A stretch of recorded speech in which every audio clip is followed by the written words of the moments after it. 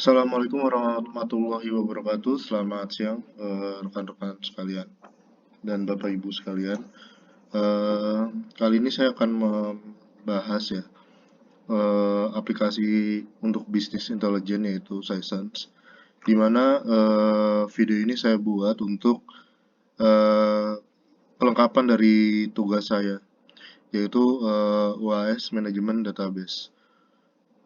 Baik, untuk hal ini saya akan langsung membahas beberapa kelebihan dari aplikasi Sisense, di mana Sisense ini belum banyak yang menggunakan di Indonesia ya.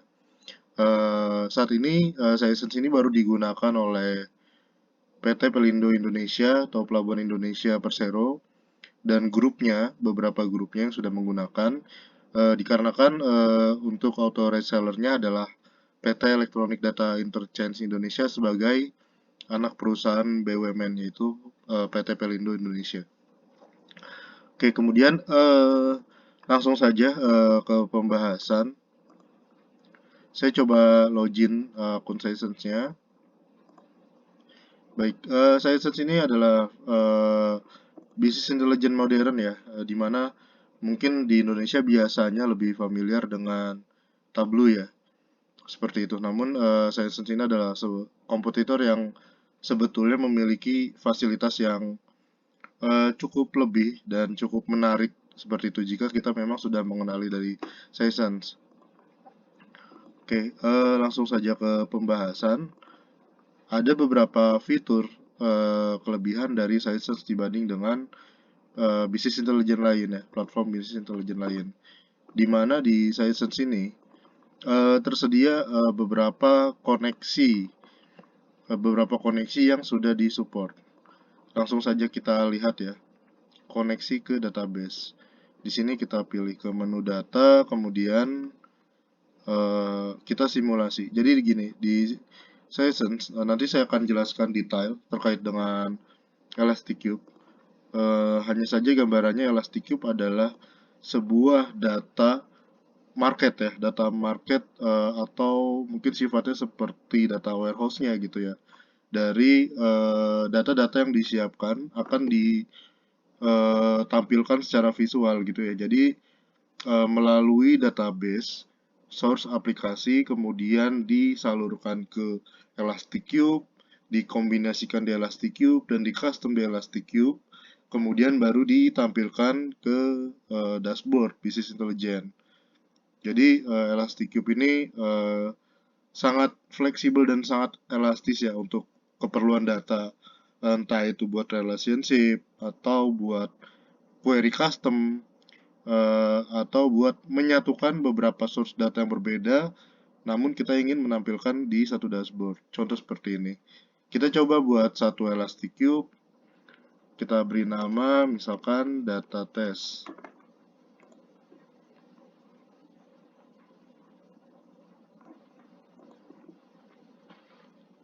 Oke, lalu kita coba tambahkan data. Nah, di sini ada quick access. Quick access adalah data-data yang history ya, history yang pernah saya create, koneksi-koneksi yang pernah saya create seperti itu. Ini history-historinya.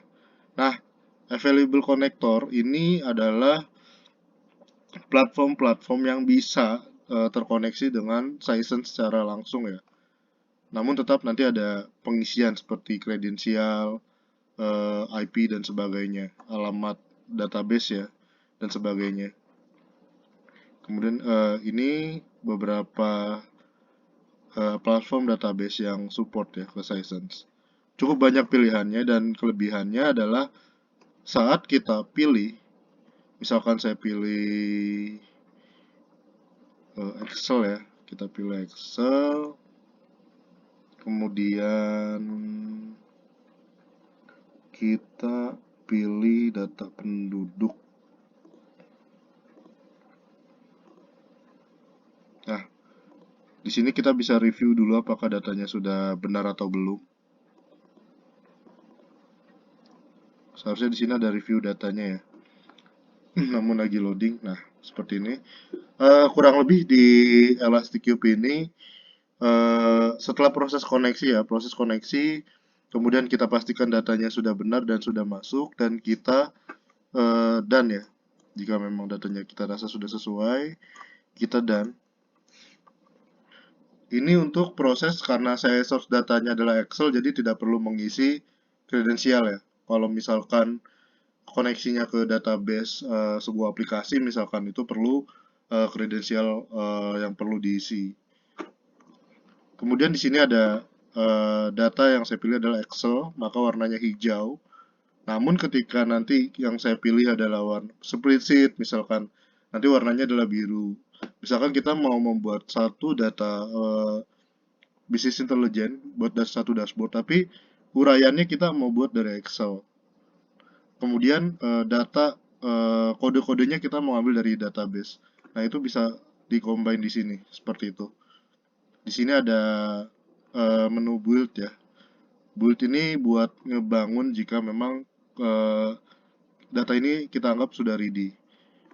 Kemudian di Elastic Cube ini bisa juga dilakukan query custom. Jadi tujuannya untuk misalkan kita mau ngejoin ya dari satu source database dari aplikasi A, kemudian kita mau combine dengan data Excel atau data dari spreadsheet atau dengan aplikasi lain, database aplikasi lain. Jika memang memiliki key, kemudian kita mau join, nah itu bisa dilakukan di Elastic Cube ini ya. Seperti itu kurang lebih. Kita coba build.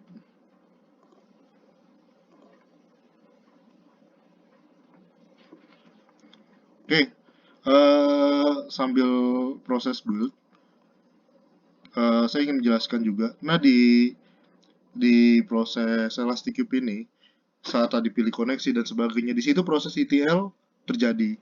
Dan kelebihan di Sisense ini, proses ETL itu kita udah tidak ada cost. Koneksi tidak ada cost, dan proses ETL pun tidak ada cost.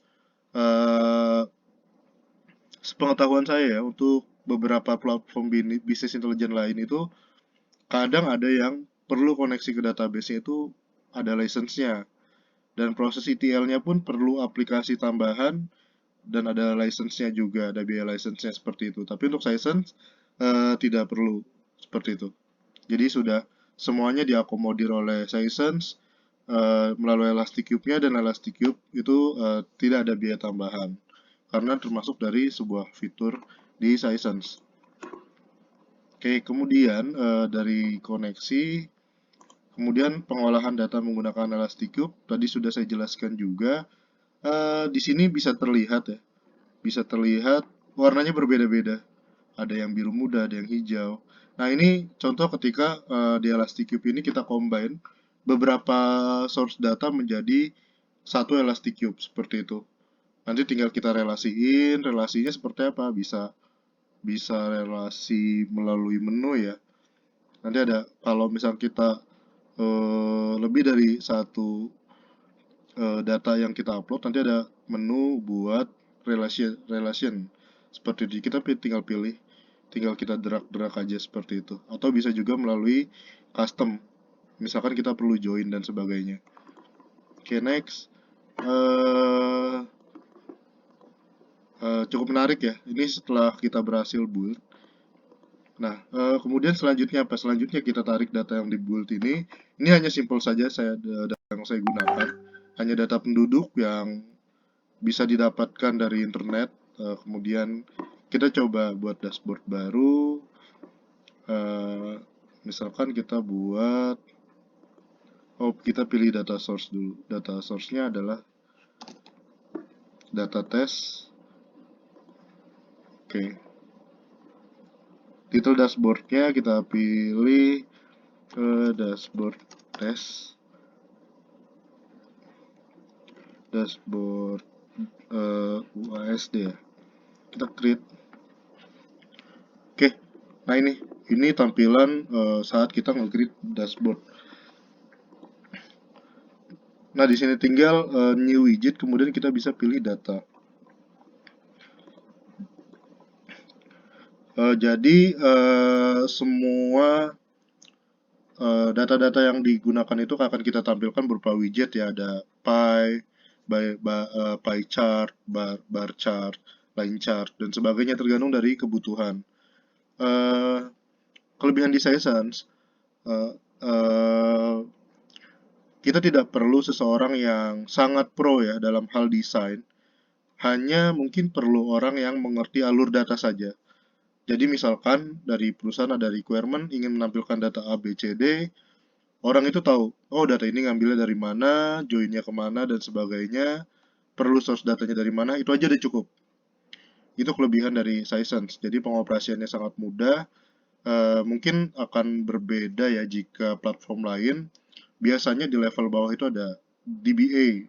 Dimana kalau kita ngontrak DBA itu pasti budgetnya lumayan. Kemudian nanti juga proses ETL juga ada orang yang pro di bidang itu. Kemudian proses analis, proses dan sebagainya lah. Termasuk desain pasti memungkinkan dilakukan oleh orang yang berbeda.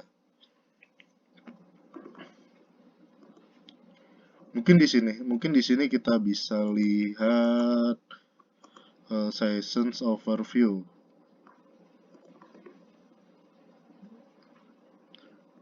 Nah, di sini adalah overview pada tradisional lah, tradisional typical BI ya. Dan di sini adalah Sessions. Nah, seperti ini perbandingannya. Kelebihannya kita cuma perlu data admin juga hanya mungkin yang perlu bisa koneksiin ya. Kalau programmer aja cukup itu udah sangat cukup.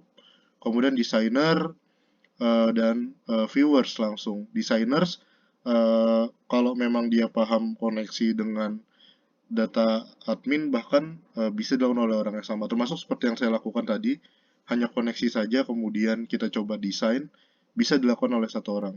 Kita bandingkan dengan bisnis intelijen lain yang mungkin memerlukan beberapa personil ya, beberapa personil di mana di sini pun pasti ada cost-nya masing-masing. Seperti itu. Dan selain dengan manpower ada juga cost secara license ya di sini. Oke, itu kurang lebih adalah overview dari Sisense. Kemudian kita balik ke visualisasi. Misalkan kita mau buat widget buat ngitung ada berapa sih jumlah penduduk. Kita pilih datanya adalah berdasarkan nomor KK, kemudian kita pilih yang count unique. Jadi hanya menghitung nomor KK yang sama ya. Mungkin kalau kakak itu untuk menghitung jumlah keluarga ya, mau ralat. Kalau misalkan jumlah penduduk pasti kita pakai yang NIK. Oke, sebentar. Coba kita hitung berdasarkan NIK, kita count unique. Nah, berarti di sini ada 1873 keluarga. Nah, ini sudah langsung tampil ya bentuk dashboardnya. Kita tinggal ganti misalkan jumlah penduduk. Oke. Kemudian kita mau coba ambil dashboard, mungkin indikator juga ya. Kita mau tahu jumlah. Nah, kita tinggal pilih value-nya apa. Apa sih yang mau kita cari gitu. Di sini misalkan kita coba cari data jumlah penduduk. Jumlah kakak ya. Jumlah keluarga berarti berdasarkan nomor kakak. Nomor kakak. Kita hitung juga yang unik. Oke, berarti ada 1800 penduduk, kemudian di 573 keluarga. Kita ganti jumlah keluarga. Oke, apply. Oke, kemudian ada data apa lagi sih yang ada di sini? Coba kita lihat. Misal kita mau buat, anggaplah saya sudah mengetahui datanya ya. Jadi kita mau buat pie chart. Misalkan jenis kelamin. Kita cari berdasarkan apakah ada jenis kelamin. status deh ya. Di sini saya temukan data status. Kita show all items. Oh, statusnya ada tetap. Nah, di sini statusnya tetap. Status adalah parameter. Coba kita value-nya berdasarkan NIK. Kita hitung yang unik. Oke, berarti untuk statusnya semua tetap. Kemudian kita tambah pie chart lagi. Misalkan kita ingin mengetahui presentasi berdasarkan golongan darah. Oh, di sini hanya ada tidak tahu saja di datanya. Oke, kita coba cari yang lain. Berdasarkan pekerjaan mungkin all item. Nah, pekerjaan di sini banyak. Ada swasta, belum bekerja, dan sebagainya. Hanya jumlahnya masih default ya, 4%, 4%. Ini adalah parameter yang dihitung. Kemudian kalau kita mau tahu eh, per eh, per orangnya ada berapa sih gitu. Ini kan hanya parameter yang akan kita cari ya. Berarti ada di desa ini ada yang pekerjaannya sebagai pedagang, petani gitu dan sebagainya. Tapi kalau kita mau tahu jumlah penduduk di dalamnya ada berapa, values di sini ada value, kita tambahkan, kita hitung berdasarkan NIK-nya. Kita hitung count unique. Nah, jadi seperti ini.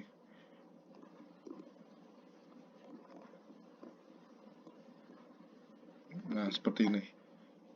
Oke, kemudian kita coba tambahkan misalkan bar chart. Kita tambah berdasarkan nama dusun mungkin ya, nama dusun. Oke, kita hitung berdasarkan NIK, count unique. Oke, ini adalah pembagian penduduk berdasarkan dusunnya. Oke, ini yang saya bahas terkait dengan tampilan. Untuk di kantor sendiri, saya punya dua aplikasi ya. Satu adalah aplikasi buat project management, tapi di situ ada dashboardnya default aja. Kalau saya mau leluasa buat dashboard yang saya inginkan, biasanya saya combine. Saya kirim datanya ke Sisense, kemudian saya buat dashboard seperti ini. Contohnya seperti ini. Oke, kemudian ini terkait dengan visualisasinya ya. Kemudian bagaimana sih caranya untuk mengupdate data yang bergerak? Untuk mengupdate data yang bergerak, di Sisense ada scheduler yang sangat mudah untuk digunakan sekali. Seperti ini, contohnya kita masuk ke menu data, kemudian data yang kita pakai ada Elastic Cube Data Test, dan di sini ada schedule build. Nah, di sini masih disable, kita tinggal pilih jika kita ingin berdasarkan interval, tinggal di setting. Bahkan per menit pun bisa ya. Jika ingin daily bisa seperti ini. Dan juga ada jam berapa sih dia akan reset seperti itu. Jadi nanti datanya akan terus mengupdate sesuai dengan data yang bergerak di source data. Mungkin kalau tergantung dari level urgensinya ya. Kalau misalkan level urgensinya memang sangat urgent buat selalu diupdate bergerak ya kita bisa pilih dalam hitungan menit saja. Seperti itu. Kemudian dari sisi notifikasi ya. Jadi di Sisense itu ada Pulse. Jadi Pulse ini adalah sebuah fitur di mana kita bisa menambahkan notifikasi jika data tersebut mencapai satu titik. Misalkan saya sebagai kepala desa tadi ya, data penduduk cabean, saya sebagai kepala desanya, saya ingin tahu ketika angkanya menyentuh 2000, silakan beritahu saya gitu. Nah, di Saison sudah mengakomodir hal tersebut.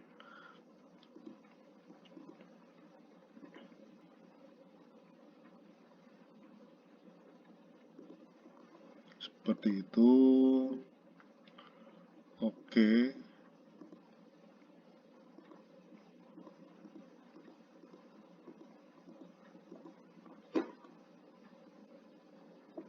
Oke, kemudian proses selanjutnya terkait dengan filtering ya. Nah, untuk dari bisnis intelijen, kemampuan filteringnya itu sangat juga ini ya, sangat juga berpengaruh terkait dengan kualitasnya. Oke, baik. Mungkin saya bisa next ke dashboard yang sudah saya buat sebelumnya saja ya. Tampilannya sudah lebih rapi, seperti ini.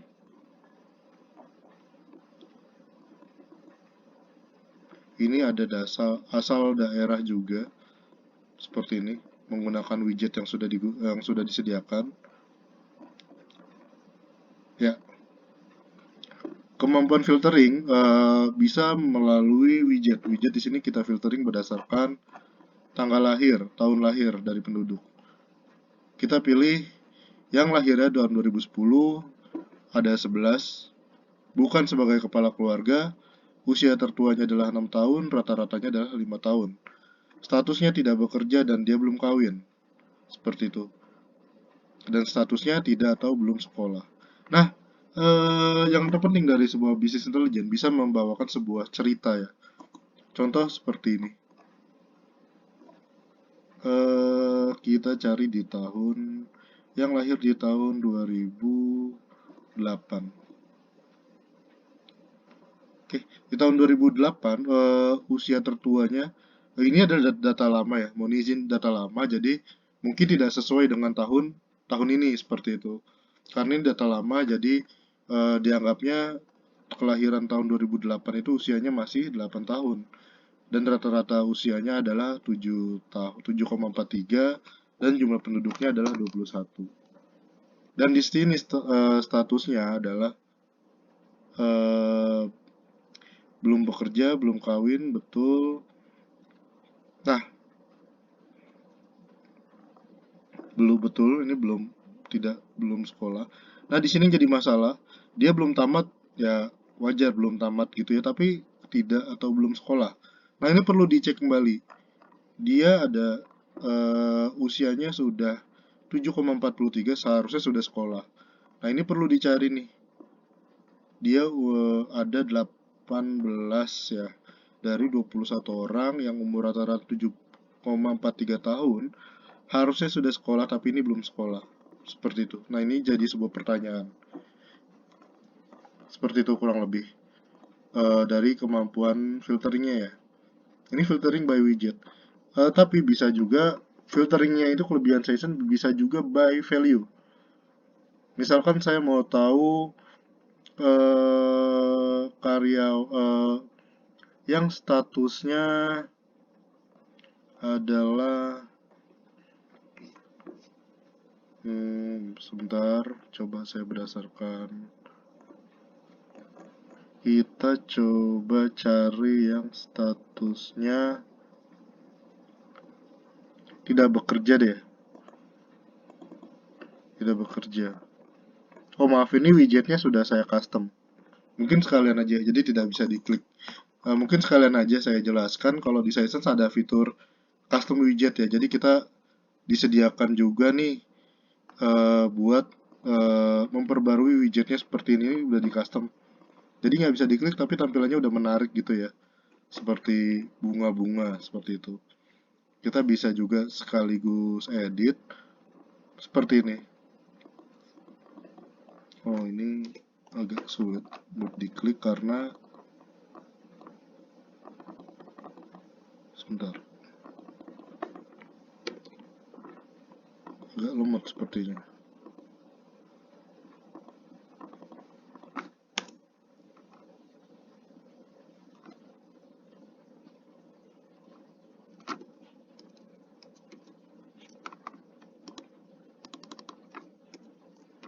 Oke, sudah muncul ya. Nah, seperti ini, edit script. Ada edit scriptnya gitu, jadi kita tidak bisa mengklik untuk data yang sudah di dashboard yang sudah diedit. Tapi kita coba cari dashboard yang masih standar, misalnya seperti ini. Saya mau tahu data orang yang belum bekerja. Ada berapa sih? Kita klik. Nah, di sini berubah. Jadi bisa berubah berdasarkan value. Atau saya mau tahu yang ada di dusun Bendo aja ada berapa. Nah, secara otomatis datanya bergerak. Seperti itu.